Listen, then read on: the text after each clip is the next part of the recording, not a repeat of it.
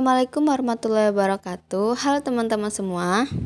Perkenalkan, nama saya Fala Rizky Larasati, NPM 5020048 dari kelas 2 BPG SD. Saya akan menyampaikan materi tentang strategi menciptakan sekolah berkarakter yang telah diberikan kepada dosen saya, yaitu Bapak Tio Gusti Satria selaku dosen pengampu mata kuliah pendidikan karakter. Teman-teman, sebelum memulai materi, yuk kita ice breaking dulu. Jadi, judul ice breaking kita adalah watermelon. 1, 2, 3. Watermelon, watermelon, pepaya, pepaya, banana, banana, banana, banana, tomato, tomato. Nah, kita lanjut ke materi. Jadi pada materi kali ini terdapat 4 submateri. Di antaranya yang pertama yaitu membangun sekolah demokratis, yang kedua membangun sekolah berdisiplin nilai, yang ketiga membangun sekolah kooperatif, dan yang keempat membangun sekolah progresif berbasis karakter. Yang pertama yaitu membangun sekolah demokratis.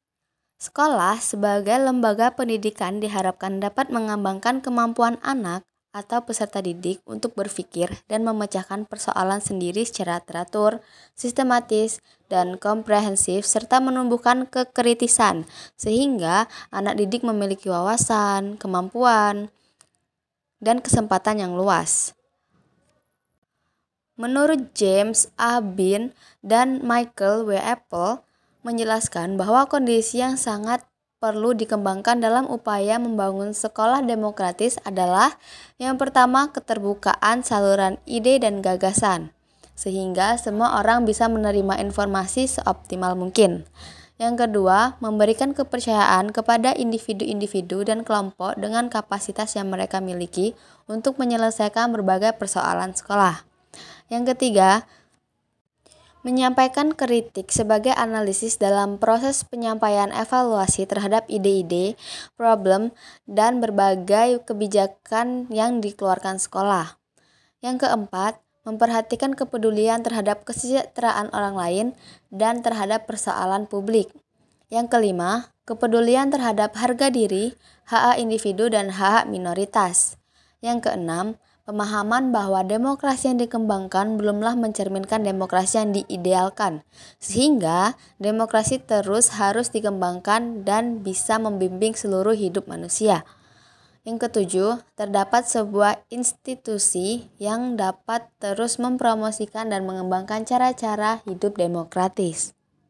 Pada submateri yang kedua yaitu membangun sekolah berdisiplin moral. Disiplin moral berusaha membangun sikap hormat siswa pada peraturan, hak-hak orang lain, dan kewenangan sah guru, tanggung jawab siswa atas perilaku mereka sendiri, dan tanggung jawab mereka terhadap komunitas moral kelas. Ada 4 hal yang dilakukan oleh guru yang mempraktikkan disiplin nilai, diantaranya yang pertama yaitu guru-guru memproyeksikan pengertian kewenangan moral secara jelas dan tegas. Hak dan kewajiban mereka untuk mengajarkan nilai-nilai moral seperti hormat dan tanggung jawab, dan membuat siswa bertanggung jawab terhadap standar perilaku tersebut. Yang kedua, yaitu guru-guru memandang kedisiplinan, termasuk persoalan pembuatan peraturan sebagai bagian yang lebih besar dari pengembangan komunitas moral yang baik di dalam kelas. Yang ketiga, guru-guru membangun dan menegakkan konsekuensi dengan cara mendidik. Cara yang membuat siswa menghargai tujuan pengaturan, bersedia mengubah perilaku yang salah, dan merasa bertanggung jawab memperbaiki perilaku. Yang keempat, guru-guru menunjukkan sikap peduli dan rasa hormat kepada siswa dengan mencoba menemukan penyebab timbulnya persoalan kedisiplinan dan solusi yang dapat membantu keberhasilan siswa bersangkutan dan menjadi anggota komunitas kelas yang bertanggung jawab. Pelaksanaan pembelajaran kooperatif baru dapat dianggap berjalan dengan baik apabila telah memenuhi unsur-unsur berikut. Yang pertama, para siswa harus memiliki persepsi bahwa mereka harus merasa tenggelam dan berenang bersama-sama. Artinya, para siswa harus berusaha untuk memahami materi, memperluas materi, mendalam materi, dan menyimpulkan hasil belajar secara bersama-sama. Nilai kebersamaan menjadi ukuran penentu untuk keberhasilan belajar di antara mereka semua. Yang kedua, para siswa harus seia, sekata, dan mempunyai tujuan yang sama. Maksudnya, mengawali belajar dengan tujuan belajar yang sama dan pendapatnya merupakan kesimpulan dari hasil-hasil belajar masing-masing anggota kelompok. Yang ketiga, para siswa harus memiliki tanggung jawab yang maksimal terhadap diri sendiri dan terhadap siswa lain dalam kelompoknya dalam mempelajari materi yang dihadapinya. Apabila ada siswa lain yang kurang mampu, maka siswa anggota kelompok yang lain harus menggantikannya untuk menyelesaikan beban tugas dari siswa yang tidak mampu tersebut. Selain itu juga, ia harus dapat menyelesaikan tugas-tugas pribadinya dengan baik dan benar. Yang keempat, siswa harus mampu membagi tugas tanggung jawab yang sama besarnya di antara para anggota kelompok. Sama besar di sini maksudnya semua mendapat beban tugas dan tanggung jawab secara adil dan merata untuk setiap anggota kelompok melalui jalur musyawarah dengan mengedepankan tujuan pembelajaran yang disiapkan pada awal belajar. Yang kelima, adanya pembagian kepemimpinan sementara untuk memperoleh keterampilan dan bekerja sama dengan baik selama belajar. Jadi, sebelum kegiatan belajar dimulai, masing-masing kelompok diadakan pembagian tugas yang berfungsi untuk mengatur jalannya proses pembelajaran yang dimaksud. Yang keenam, setelah proses kegiatan belajar mengajar selesai, anggota kelompok harus dapat mempertanggungjawabkan materi belajar secara individual meskipun proses belajar dilakukan secara kelompok.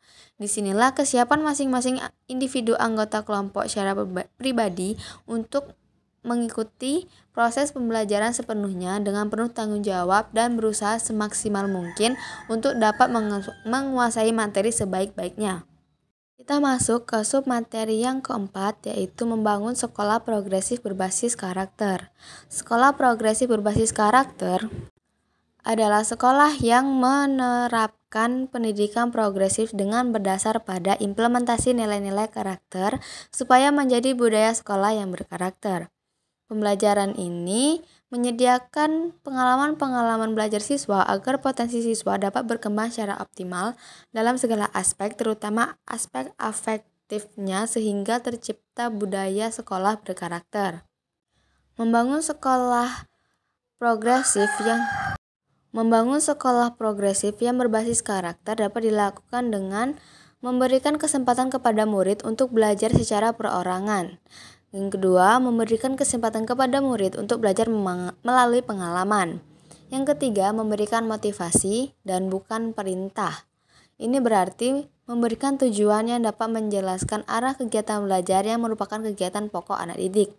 Yang keempat, mengikutsertakan murid di dalam setiap aspek kehidupan sekolah, mencakup pengajaran, administrasi, dan bimbingan. Yang kelima, menyadarkan murid bahwa hidup itu dinamis.